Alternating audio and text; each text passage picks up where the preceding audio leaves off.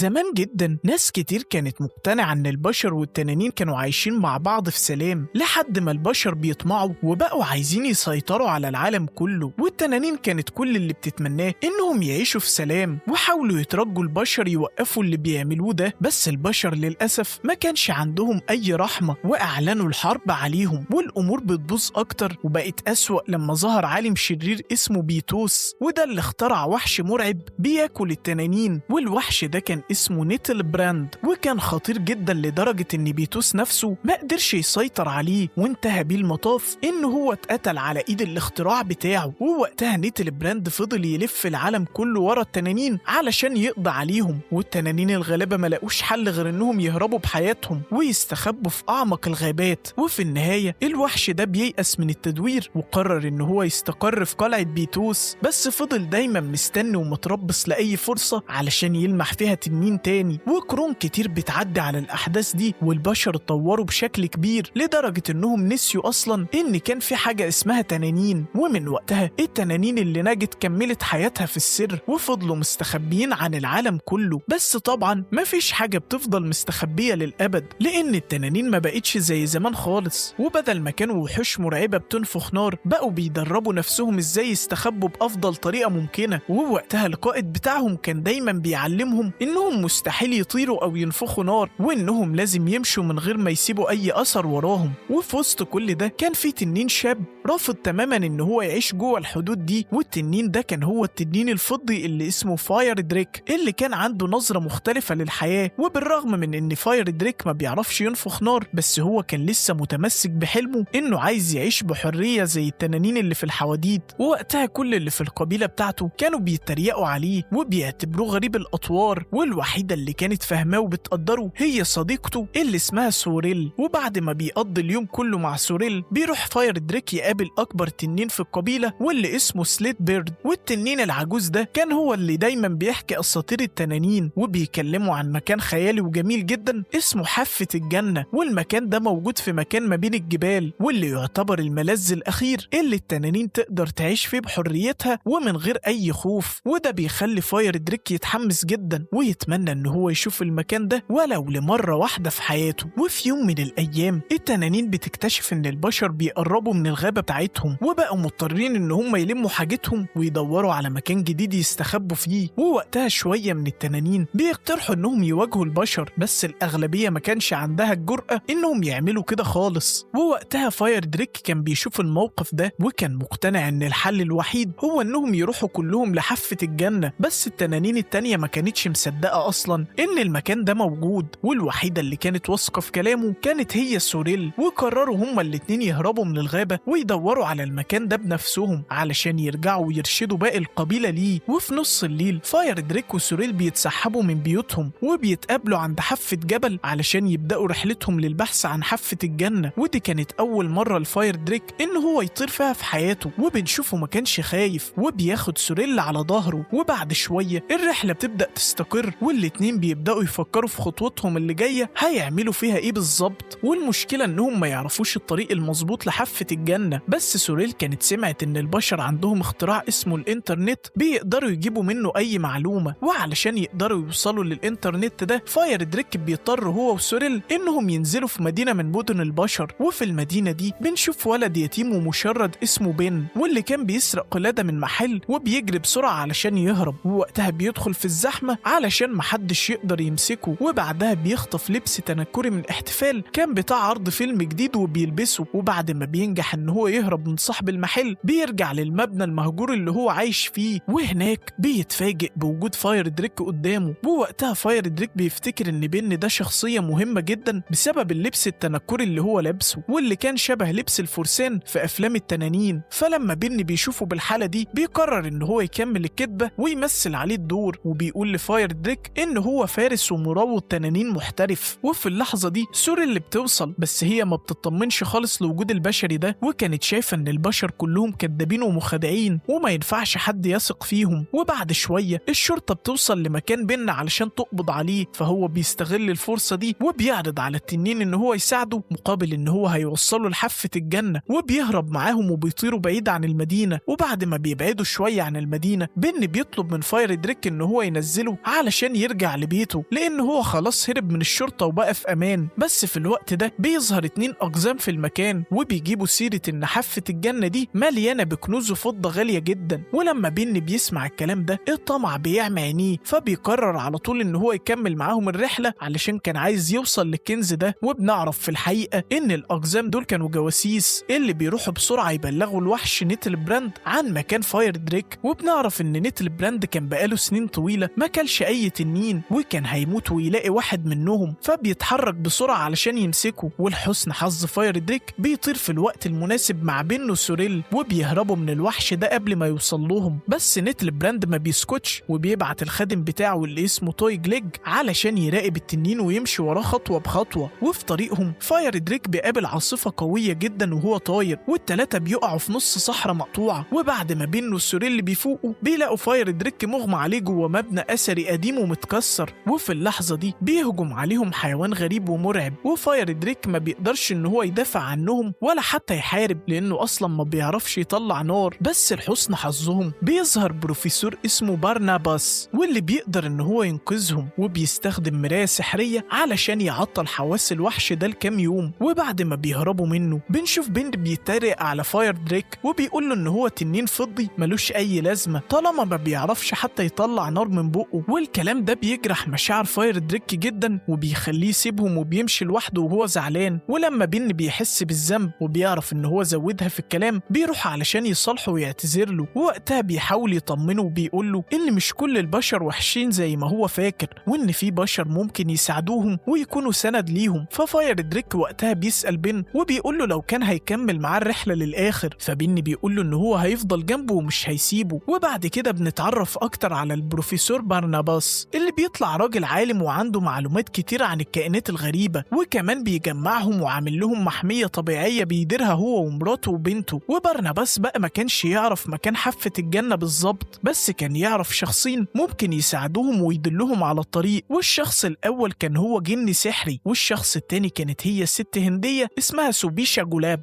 واللي عندها علم كبير بالحاجات دي. ووقتها البروفيسور بيدي العناوين بتاعتهم لبن وبينصحهم انهم يكملوا رحلتهم ويدوروا عليهم علشان هم الأمل الوحيد ليهم. وتاني يوم الصبح بن بيلاقي صورة لعيلة بارناباس في الخيمة، والصور دي بتفكره بعيلته وبيحس بشوية حنين وحزن جوه قلبه. وفي نفس الوقت بارناباس بيلمح الجورنال القديم اللي بن كان دايما شايله معاه وما بيفرقوش أبدا. وبنعرف ان الجورنال ده كان فيه خبر عن حادثة العربيات المأساوية اللي تسببت في وفاة أهل بن وخلته ولد يتيم عايش لوحده في الدنيا. وبنشوف في الوقت اللي كان الكل فيه نايم توي جليج بيرجع للوحش نيتل براند وبيقول له بكل تفاصيل رحلتهم، وبيقول له كمان ان هم بيدوروا على حافة الجنة. فنيتل براند بيطير من الفرحة لما بيسمع الأخبار دي وبيركب الغواصة بتاعته علشان يوصل للمكان، وبيدي أوامره لتوي جليج ان هو يفضل يراقب بن وفريقه خطوة بخطوة. وتاني يوم الصبح بن بيجهز نفسه علشان يكمل رحلته، وقبل ما بيمشي البروفيسور بينصحه ان هو ينسى الماضي ويبدأ يبص لقدام علشان يبني حياة جديدة، وكمان بيعرض عليه ان هو يعيش مع عيلته لو هو حابب ده. فبن بيشكره على كرمه وطيبته معاه وبيودعه علشان يكمل طريق. بس بنعرف ان الرحلة ما كانتش سهلة خالص عليهم، وفي طريقهم بيواجهوا صعوبات كتير جدا وبيقابلوا وحوش مرعبة ومميتة. وبعد ما بيلفوا العالم كله تقريبا بيوصلوا اخيرا للمكان اللي المفروض يلاقوا فيه الجن السحري اللي هيدلهم على الطريق. وفجأة بيظهر طائر كبير وغريب وبيبدأ يهاجم سوريل وبيخطفها، ففاير دريك بيطير وراه بسرعة علشان يلحق ينقذها. ووقتها بن بيفضل يشجع التنين ويحمسه ان هو ياخد نفس كبير ويطلعه علشان يقدر ينفخ النار بتاعته ويواجه الطائر. ففاير دريك بيعمل اقصى حاجة عنده، والمفاجأة ان هو فعلا بيطلع نار زرقاء قوية جدا بتخلي الطائر يترعب وبيهرب. وبكده فاير دريك بيكون انقذ حياة سوريل. ووقتها فاير دريك بيدي الفضل كله في نجاحه ده لصاحبه بن، وده بيخلي سوريل تحس بشوية غيرة في قلبها من علاقتهم. وبعد شوية سوريل بتلمح مكان غامض تحت التل وبتستنتج وقتها ان ده اكيد المكان اللي عايش فيه الجن السحري. ولما بيروحوا هناك وقتها بن بيلاقي هناك عربية قديمة، ولما بيضغط على الكلاكس بتاعها الجن بيظهر فجأة من وراها. ووقتها الجن كان مستعد ان هو يجاوب على اي سؤال هيسألوه، بس بشرط واحد ان السؤال ده ما يكونش اتسأل ليه قبل كده، وانهم لو سألوه سؤال متكرر هو هيهجم عليهم بدل ما يجاوبهم. فبن وقتها بيحاول يشغل دماغه عليه علشان يخليه يجاوب على سؤالهم، بس خطته بتفشل والجن بيبدأ يهجم عليهم فعلا. بس من حسن حظهم ان الوحش نيتل براند بيظهر فجأة وفي الوقت اللي الوحش بيدخل فيه خناقة مع الجني، فاير دريك بيستغل الفرصة وبيطير بعيد مع صحابه. وبسبب الموقف اللي حصل ده، فاير دريك بيستنتج ان هو ما بيقدرش يطلع نار الا لما بيكون فارس التنانين راكب على ظهره، والتفكير ده بيخليه يكون مبسوط ان بن موجود معاه وبيبدأ يقدره اكتر من الاول. وبنشوف بعد المحاولة اللي فشلت مع الجني، فريق التنين بيسافر لجزيرة هندية علشان يدوروا على ست حكيمة اسمها سوبيشا.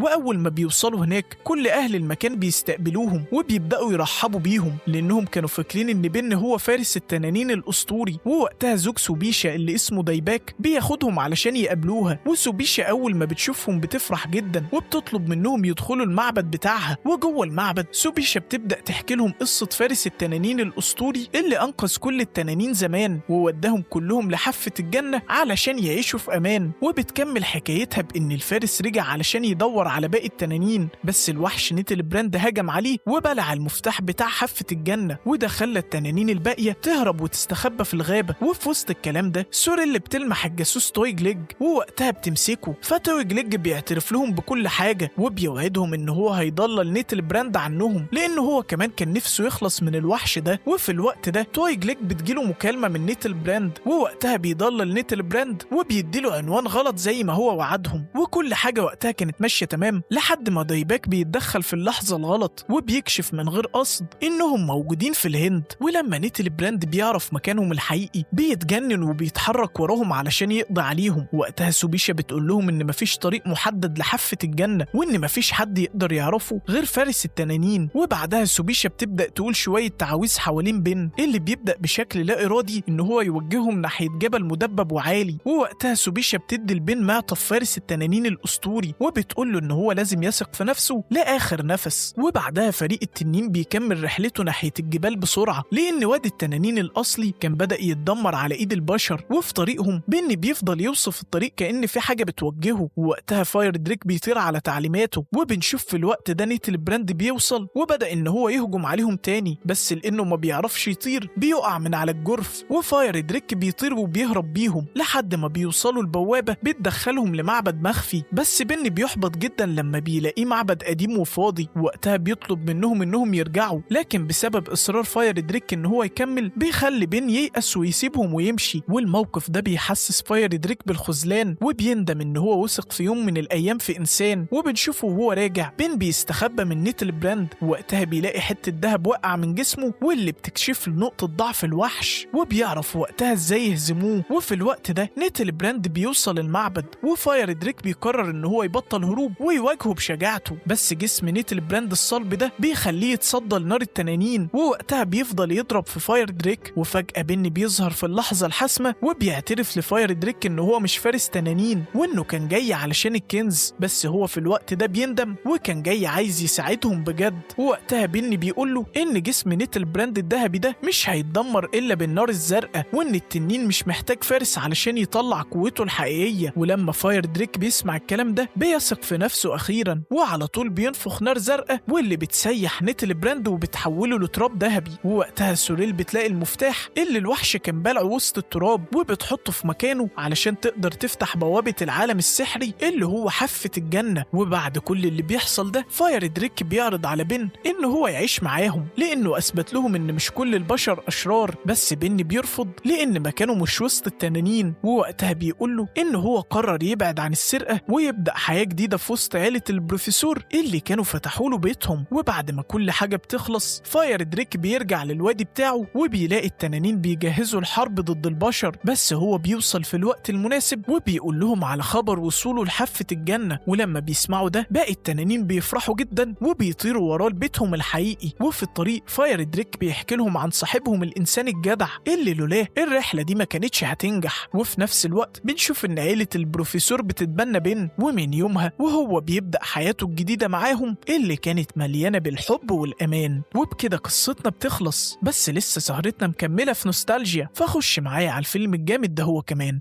فيلمنا بيبدأ في فصل أطفال واللي كانوا بيتعلموا الكتابة، ووقتها المدرسة بتطلب من كل التلاميذ إنهم يكتبوا رمز التنين، بس كان في طفلين بدل ما بيكتبوا الرمز بيرسموا التنين نفسه في الكراسة، والطفلين دول هم دين ولينا، وبسبب اللي عملوه المدرسة بتطردهم بره الفصل، وباقي التلاميذ فضلوا يضحكوا عليهم، وبنشوفهم وهم طالعين ولا التاني بدأ يتريق على دين، ولينا اتضايقت وبترمي عليه كعكة كانت معاها، وبعدها بتروح لدين وقالت له يروحوا يقعدوا في البيت مع بعض لأن أبوها دايما بيتأخر إن هو يجي ياخدها من المدرسة، ومن اليوم ده بدأت صداقة حقيقية ما بينهم، والوقت بيعدي والاتنين دول بقوا أعز أصحاب، وفي يوم قرروا إنهم يعملوا طيارة ورق على شكل تنين، وبعد شغل كتير قدروا إنهم يخلصوها، ولما طلعوا علشان يجربوها بتيجي عاصفة قوية وبتشيل الطيارة وبتقطعها، بس الاتنين ما بيتضايقوش وكل واحد فيهم بيوعد التاني إنهم هيفضلوا أصحاب طول العمر. وبنشوف بعد كام يوم دين كان قدر يصلح الطيارة، لكن في الوقت ده لينا بتجيله وبتعرفه إنها هتسيب القرية، ووقتها لينا بتودعه وهي زعلانة وبتركب العربية مع أبوها وبتمشي، وبعد سنين بنشوف إن القرية الصغيرة دي بقى جنبها مدينة كبيرة جدا، ودين بقى شغال عامل توصيل طلبات، وكان معروف إن هو بيسوق بسرعة وبيوصل الطلبات في وقت قليل، وبنشوفه وهو في شغله بيقابل زميله في الدراسة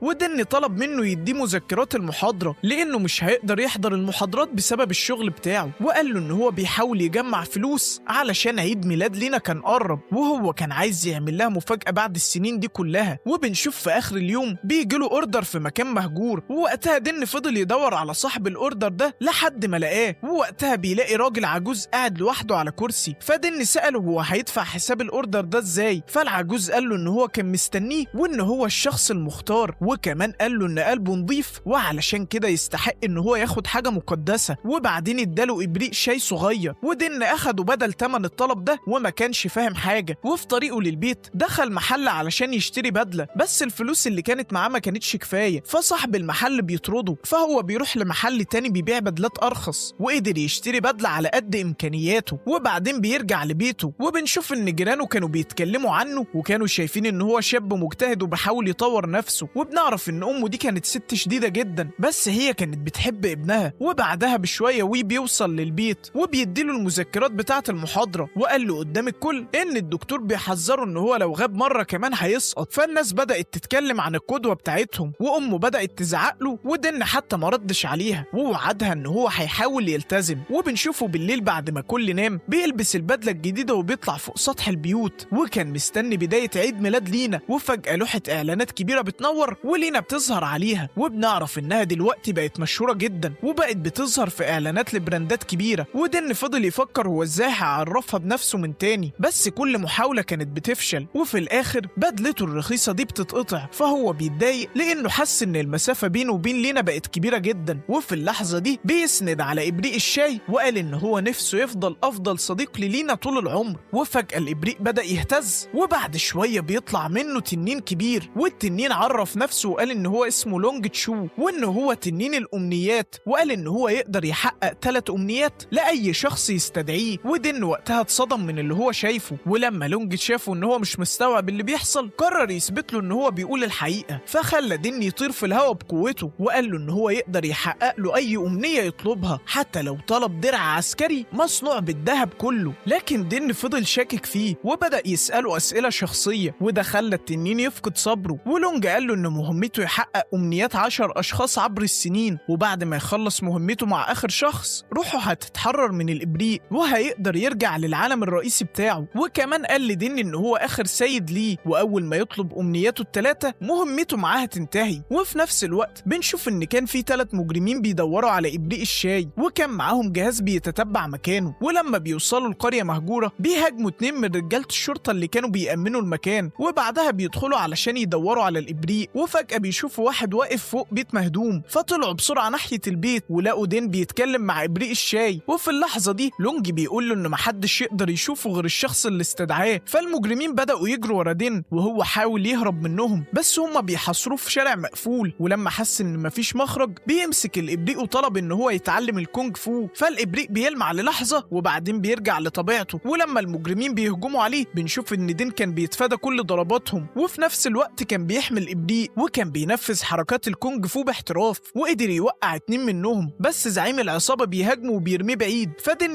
بيستغل الفرصة وبيهرب وهو معاه الإبريق. وتاني يوم الصبح دن بيلاحظ إن جسمه لسه بيتحرك بخفة وردود فعله بقت أسرع. وبنشوف لما أمه كانت طالعة للشغل هو بيسألها لو كان عندها أمنية هتتمنى إيه، فهي ردت عليه إنها تتمنى إن هو يشد حيله في الدراسة شوية ويركز في مستقبله. فدن افتكر إن كل اللي حصل امبارح ده كان مجرد حلم، بس لما بيبص على الإبريق تاني بينادي على التنين، وفجأة لونج بيظهر قدامه من تاني وقال له إن هو استهلك أمنية وفاضل له أمنيتين. وساعتها دن بيتأكد إن كل اللي حصل ده كان حقيقي، وبعدها قرر يروح بيت لينا وبيركب الأتوبيس. بس لونج بيستغرب وقال له إزاي يركب وسيلة مليانة ناس، وشده ونزله من الأتوبيس وقال له إن التاكسي أسرع من الأتوبيس. بس دن بيرفض وقال له إن التاكسي غالي. فالتنين قال له إن هو ممكن يطلب فلوس كتير في أي وقت، بس دن ما كانش عايز يضيع أمنية الفلوس وقال إن هو يتمنى يروح عند لينا وهو راكب على ظهر التنين. فلونج في البداية بيرفض، بس بعد ما بيشوف الزحمة بيوافق وبياخده على ظهره وبيروحوا على هناك.